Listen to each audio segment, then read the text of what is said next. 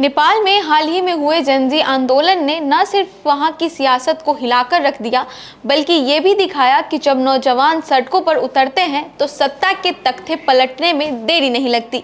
ये कहानी है नेपाल के उन जुनूनी युवाओं की जिन्होंने टिकटॉक, डिस्कॉर्ड और इंस्टाग्राम जैसे सोशल मीडिया प्लेटफॉर्म्स को हथियार बनाकर भ्रष्टाचार और सियासी गंदगी के खिलाफ बगावत का बिगुल बजा दिया। अब ऐसा ही कुछ मामला लेह लद्दाख में देखने को मिला।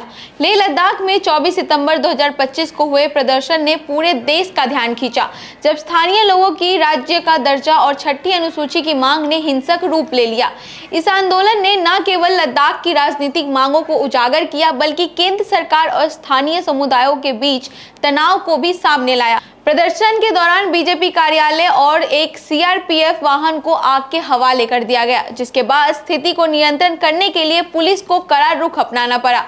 इस घटना ने लद्दाख के लोगों की लंबी समय से चल रही मांगों को राष्ट्रीय चर्चा का विषय बना दिया। लद्दाख को 2019 में जम्मू कश्मीर से अलग कर केंद्र शासित प्रदेश बनाया गया था। इस फैसले के बाद से ही स्थानीय लोग पूर्ण राज्य का दर्जा, छठी अनुसूची के तहत संवैधानिक सुरक्षा, स्थानीय नौकरियों में आरक्षण और संसद में अधिक प्रतिनिधित्व की मांग कर रहे हैं। छठी अनुसूची आदिवासी क्षेत्रों को स्वायत्तता प्रदान करती है, जिससे स्थानीय संसाधनों और संस्कृति की रक्षा हो सके। लेह अपेक्स बॉडी यानी कि LAB और कारगिल डेमोक्रेटिक अलायंस यानी कि KDA इस आंदोलन के प्रमुख संगठन रहे, जो केंद्र सरकार के साथ कई दौर की वार्ता के बावजूद ठोस परिणाम न मिलने से निराश थे। इस प्रदर्शन में जलवायु कार्यकर्ता सोनम वांगचुक की भूमिका भी अहम रही। वे 10 सितंबर से भूख हड़ताल पर थे, जिसने आंदोलन को और गति दी। मंगलवार को भूख हड़ताल पर बैठे 15 लोगों में से 2 की हालत बिगड़ने पर उन्हें अस्पताल ले जाया गया। इसके बाद LAB की युवा शाखा ने लेह में बंद का आह्वान किया। बुधवार को प्रदर्शन और उग्र हो गया, जब गुस्साए प्रदर्शनकारियों ने बीजेपी कार्यालय पर पथराव किया और उसे आग लगा दी। एक CRPF वाहन को भी निशाना बनाया गया। जवाब में पुलिस ने आंसू गैस और लाठी चार्ज का सहारा लिया। इस हिंसक झड़प में 4 लोगों की मौत और 50 से अधिक लोगों के घायल होने की खबर है।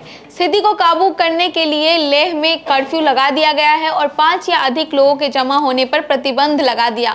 सोनम वांगचुक ने हिंसा की कड़ी निंदा की और अपने 15 दिन की भूख हड़ताल समाप्त कर दी। उन्होंने युवाओं से शांति बनाए रखने की अपील की और कहा कि हिंसा उनकी शांतिपूर्ण मांगों को कमजोर करती है। उन्हें केंद्र सरकार से जल्द लद्दाख की मांगों पर विचार करने का आग्रह किया। इस घटना ने राजनीतिक दलों के बीच भी तीखी बयानबाजी को जन्म दिया।